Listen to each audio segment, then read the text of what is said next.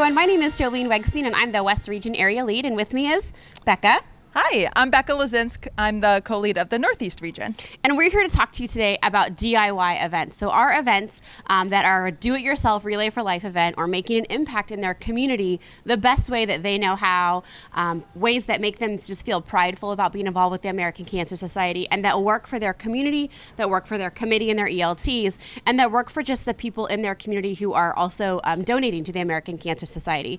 And so our DIY events this year have kind of taken off in a totally different direction.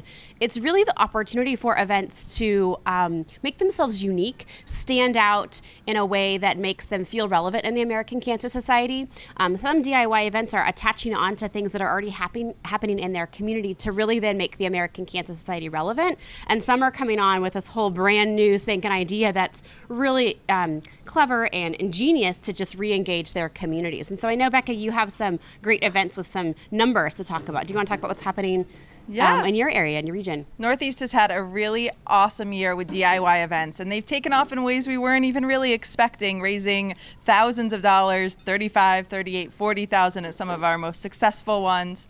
And it's been awesome to see volunteers really take control of their own success and feel empowered in what they're doing, be happy about what they're doing with the American Cancer Society. And I think those empowered volunteers are what contributes to the success that we're seeing in Northeast and across the country, honestly. Yeah, and in the West region, we happen to have a pocket of an area that just seemed to be saturated with DIY events. And so our leadership in that area kind of took it upon themselves to really support and gather some great stories about what was happening. In one of our events, the committee came together and decided, no, we still want to fundraise for the American Cancer Society, and we're going to go this route, and we're going to do this DIY thing. And in the midst of all of that, one of their ELT members was diagnosed with cancer and began her own cancer journey.